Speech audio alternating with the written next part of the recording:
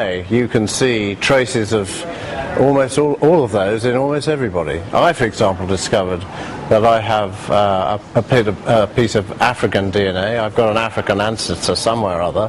It helps run my pancreas. So in a nutshell, we are all everybody. Yeah, to varying degrees. We're all everybody. So it's not just the individuals are mixed up in America, but you've got that mixture within yourself, and your genes are cooperating with each other, because if they didn't, you'd be dead. Hello everybody, welcome once again to our channel. Now this one is very interesting. A professor of human genetics at Oxford University did a research and found out that European Americans have a certain percentage of African genes or black genes, meaning they had African ancestors. And then, here is the question. The challenge where people have been divided into racial groupings and some are discriminated and others are privileged. What now happens for us? Because as an African, you'd realize that science has always proven that Africa is the cradle of mankind, that humanity began in Africa. And this explains why you realize that close to almost everybody in Europe and even in America have African genes. It was also stated that the early settlers in Great Britain were blacks. And therefore, it happens to me because when I made a video earlier calling some Africans in the United States as African Americans, many of them told me that they are Chokori Indians and they are not African Americans for that matter, because they say they do not have any link with Africa because their great-great-grandparents did not come from Africa but are indigenous Americans. That is something that is debatable.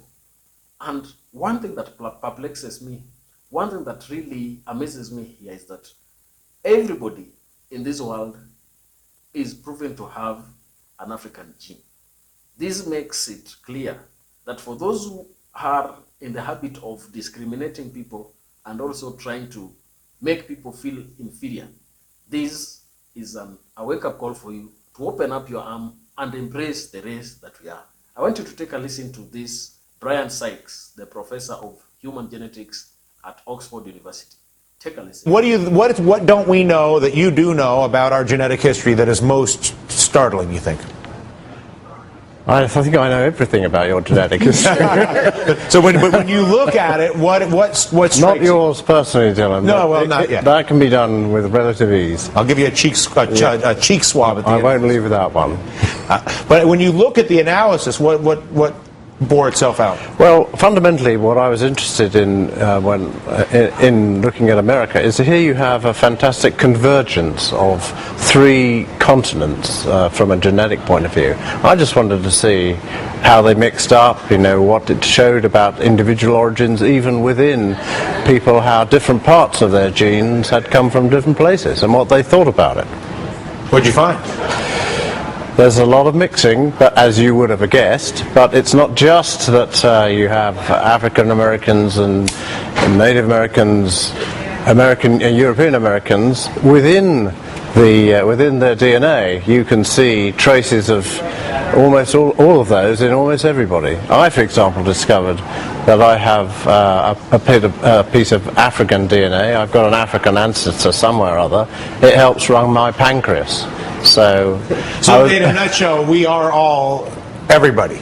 Yeah, to varying degrees. We're all everybody. So it's not just the individuals are mixed up in America, but you've got that mixture within yourself, and your genes are cooperating with each other, because if they didn't, you'd be dead.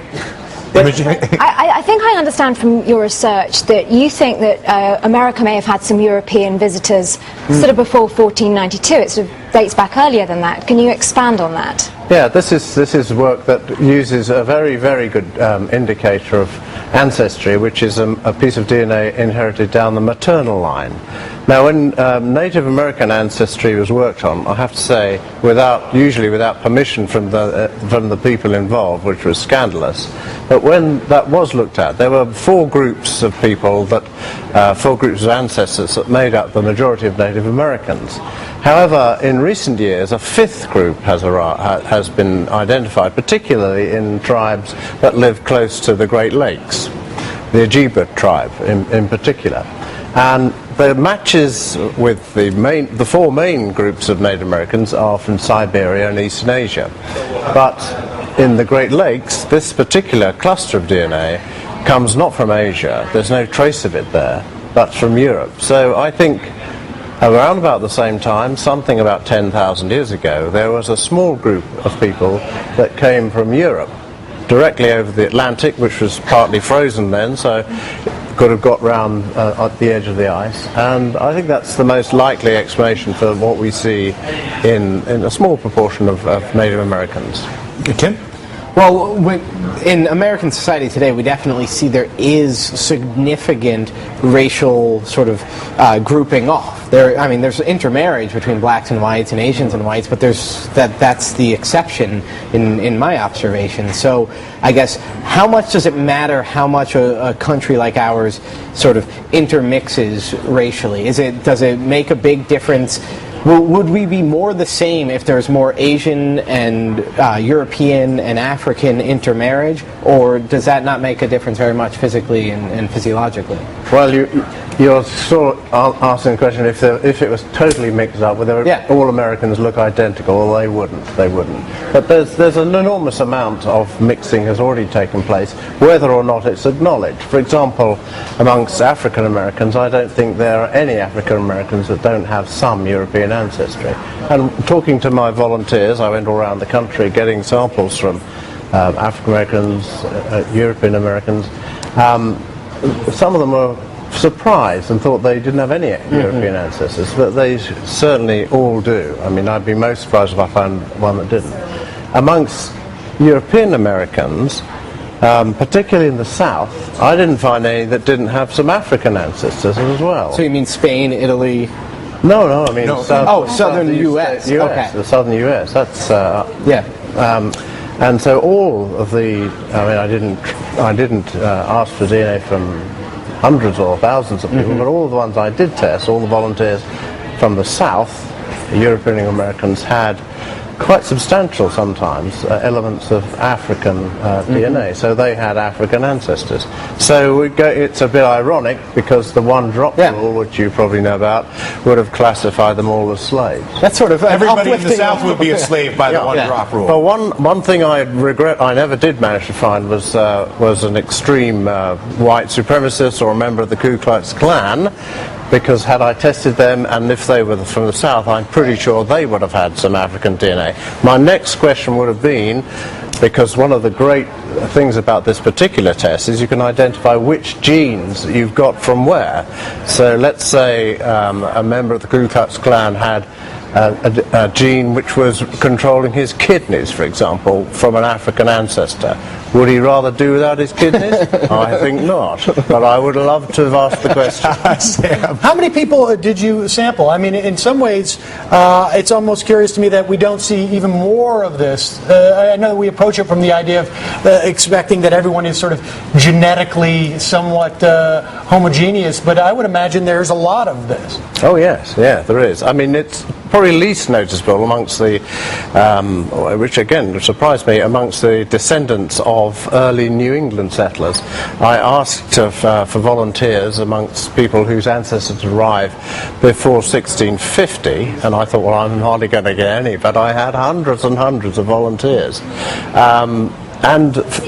I was expecting, as a geneticist you tend to have rather a jaundiced view about mating practices, I was expecting to find a lot of Native American ancestry there amongst the descendants of the early settlers, but I didn't. I only found it in one instance. A man who knew he had a Mohawk ancestor, I was able to show that that Mohawk ancestor had given him some DNA that was actually controlling his blood group. Very quickly, and this is a big question for a short period of time, but if, in fact, most human beings carry the genes for pretty much every race to some degree or another, which is what you're asserting, that a lot of us carry a wide mixture of a wide variety of racial history, such that genetically we are effectively everybody, even though I look like a certain, we all have an outward appearance. What are the implications for racism if we're all carrying the same gene pool? Well, this would take hours to even define what racism meant, but it demonstrates once again that there's no one-to-one biological equivalence between race and biology. The other long... It is evident that he did his research, and he would have also wanted to do a research on members of the Ku Klux Klan or even the white supremacists to really get to understand whether they have any African gene connection.